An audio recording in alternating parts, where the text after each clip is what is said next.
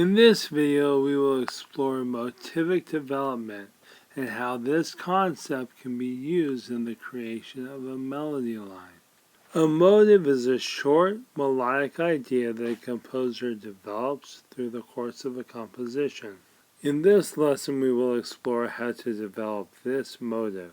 In music of the common practice period, chords and melody are always closely tied together. So let's examine the use of the chord along with this melody. Here we have a C major triad, C, E, G. Our melody starts on the root, C, skips up to the third, E, repeats the third, then follows in stepwise motion back down to the root. The D is a passing tone. Now there are many ways that this motive can be developed.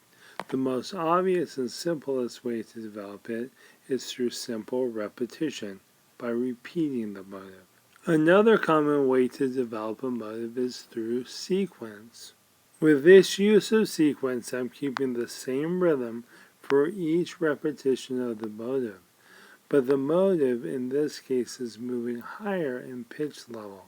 If we examine the intervals in the motive, we'll see that there's a skip of a third up, followed by a repeated note, followed by a stepwise motion down. In the sequence, we keep the same basic intervals, a skip of a third, repeated note, and stepwise motion down, but we move to a different pitch level. In this case, we're moving higher. Here's the first sequence, followed by another sequence starting on E with the same skip of a third, repeated note, stepwise motion down. We can also sequence this motive down in descending motion. Instead of starting the first sequence on D, we can start it on B, or even another note. Also notice that I've changed the chords to work with the new melody notes that were derived from the sequence. The next type of motivic development is known as inversion.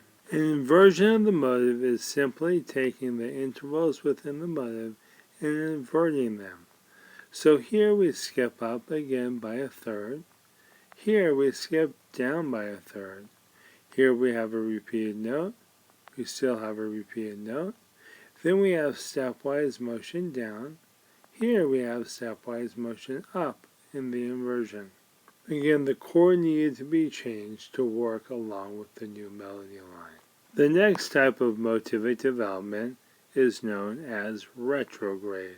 Here the motive is simply taken backwards. If we look at the original motive, it starts on C. Here we start on C, followed by D and E. Here we have D and E. Here we have E repeated, E, and then back down to C. We're down to C. So simply taking it backwards. Notice that I also kept the corresponding rhythm backwards. The next type of motivic development is known as augmentation. With augmentation, the rhythmic values of the motive are expanded. Here in this example, I took the quarter note C and doubled it to a half note. Did the same thing with E. The eighth note E to D became quarter notes, followed by the quarter note in the original motive that was doubled to a half note. The next type of motivic development is known as diminution. For this example of diminution, I simply took our original motive and cut all the rhythmic values in half, keeping the same notes. Here we began with two quarter notes, C to E. I cut them in half to eighth notes, followed by two eighth notes, cut in half to two 16th notes.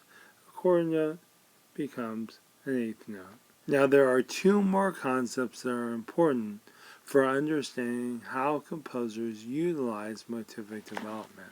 First of all, many of these motivic development concepts, repetition, sequence, inversion, retrograde, augmentation, and diminution, can be used together. For example, I could take the inversion of the motive and sequence it by taking this idea and moving it up in pitch level or down in pitch level. I could also sequence the retrograde, or repeat the retrograde, or repeat the inversion. Another possibility is to invert the augmentation of the motive, or invert the diminution of the motive. And there are many other possible combinations. The second important concept is that any of these ideas can be modified. A modification generally includes changing one or more of the intervals subtly to reflect a new chord. Here I simply have a repetition of the motive, but I modified it slightly to reflect the chord change to F. In the original motive we have the skip from C to E, the skip of a third. Now I'm skipping from C to F, since F is part of the F chord. We have the repeated note in the original motive. Here I'm repeating the F. And then I skip down to D and finally end on C again. The D note works as an appoggiatura, and it's important to make note of all your non-chord tones. You can also change the rhythm subtly to create some variety. To summarize, composers tend to build melodies off of short melodic ideas known as motives.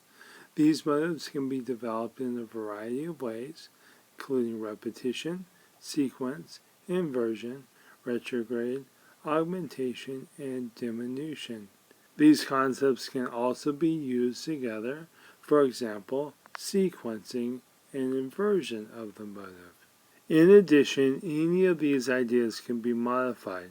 This includes changing one or more interval to reflect the chord, or simply create some variety, or changing some of the rhythmic values to create variety.